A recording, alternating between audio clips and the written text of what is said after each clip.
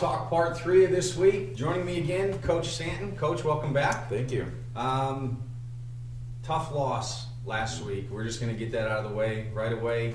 Had the opportunity to be out there and watch the game. Walk me through the game.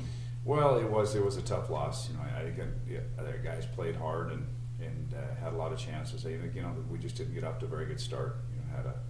Had a blown coverage in the first series of the game, and they got up on a score, and we couldn't afford to do that. And then they put together another pretty good drive, and to our guys' credit, I thought from the middle of the second quarter, until the middle of the third quarter, we played as well as we had all year. We really rebounded back and ran the ball well and took the lead. And in that second half, we just didn't string enough things together. And we have to, we ran the ball well. We just weren't as efficient as we need to be, in the passing department, whether it was hitting a pass or catching the ball or running a route right, but 8 for 24 in the passing with it was just a combination of a lot of things. We've just got to be more efficient there, and that was a big difference. And of course, then defensively, and then the key in that fourth quarter, we needed to get off the field and get the ball back for the offense, and we didn't do that. But they made a few more plays than we did, and that's what it comes down to in a big game like that. There's a few more plays, and that's what it was. And we were happy with our guys' effort. They worked hard, they played hard. It was just we were a couple plays short. Yeah, I think Kearney had 126 yards and 1 touchdown. Myron Moore added 68 more yards. We're pushing almost 200 yards, rushing again. So outstanding performance in that aspect. But Griffin, he's a tough competitor. He's a very good player, and we knew that, and we talked about all week long. And the last time we played him, we need to know where he's at, and it didn't make me look like a very good coach the first series. We said we need to know where he's at, and then the first series of the game they go for an 87-yard touchdown. But sometimes it's easier said than done too. He's a very talented player, and they try to get the ball to him however they can. Going back to to our guys, I think just we've been really happy with obviously our tailbacks ran the ball well, but a lot of that credit goes to the offensive line. They played well. I think they protected very well, and those two backs are as good as there are around. And if you take out the negative yards and the sacks, our rushing totals probably goes up even by quite a bit more. So we did a good job running the ball. It's just more like we talked about, that consistency, and then hitting a few along the way to help that out. Yeah. Second half, you guys shut Griffin down. He had a couple catches, but nothing that really hurt you second half. Yeah, we did a good job on him. After that first touchdown, he ended up with 15 catches, but from then on it was 14 catches for about 70 yards, and we did a good job of containing him and in that passing game area.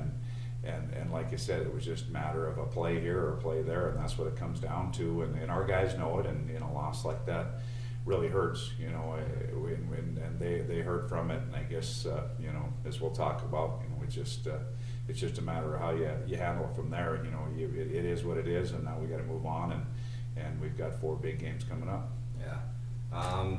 First one being this weekend. We're going to host Mayville. Last time we had, was it 43-6 victory over them? Not to overlook, any opponent, but what are you guys doing this week to get you ready to come back and bounce back from that loss? We've just talked about getting ourselves better. Getting better in practice, working in practice, and just working on those little things that we talked about that led to the some of the things that are downfall in Valley City. Just getting better in those areas, and obviously we're going to respect every opponent we play. And the first time we played them, the first half was a very, very good battle, and we know that they have some good explosive receivers, and they've been bitten by that injury bug, and they have a couple of their better players that haven't been able to play. And but we're just focusing on Dickinson State and us getting better and us being more efficient, and our guys have really had a good week of practice. Sometimes after a loss like that, you can say what you want, but we haven't missed a beat in practice, and we've come back and really done the things we need to do to get ready for another game this week. That's excellent. Had the opportunity to talk to Meyer Vaughn and Kayla Ray at Fellowship of Christian Athletes, and I asked those guys, I said, after a loss like this, I said, what's your vision now? What's your goal? And both of them said, obviously we're going to learn, but we have an opportunity to go 7-4 on the season. Yeah. And to see that, kind of attitude coming from them really encouraged me to know that now, regain yourself, new season. Yeah.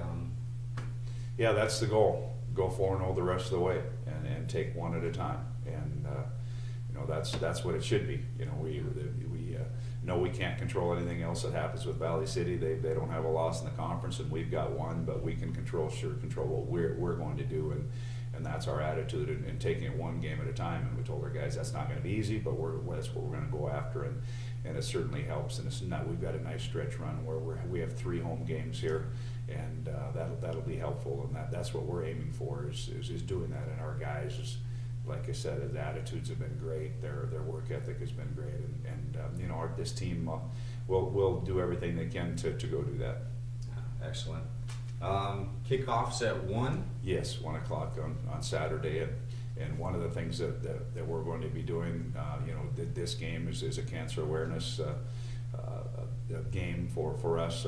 Sometimes when I talk to our players about they want to wear pink, and sometimes some of the players that you see out there that can be about me, and I really emphasize to our guys with the cancer awareness game this week that it's about someone else, that everybody on our team, coaches, players, have family members or friends that have been affected by cancer. So our players are going to be making a donation to be able to wear pink, and we're going to donate that money to local charities and local cancer funds to help people that have been affected by cancer, and that's going to be one of our emphasis this week. So we're going to be passing around jars during the game and doing what we can do to help out people locally.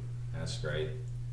Kickoffs at 1 p.m. on Saturday. Coach, anything else to say to the Blue Hawk Nation? No, I just want to thank everyone for their support again, and you can see that it was evident at Valley City when we traveled to Valley City, and we've got the other side of the bleachers filled up, and we got our fans out tailgating, and they're visible when our guys are walking in. They see a lot of blue and gray flags waving, and that really means a lot to our team, and I appreciate all the support. Yeah, I think we had just about as many Blue Hawk fans as they did Viking fans that day. Yeah, it was pretty close, and it was neat to have that support. Awesome. Come out, support your Blue Hawks on Saturday. Big game. We're trying to go. What are we? 3-4 overall, and 1-1 in the conference. Mm-hmm. So we're trying to get to 2-1 and 4-4. Thanks for joining Hawk Talk this week. We'll catch you next time.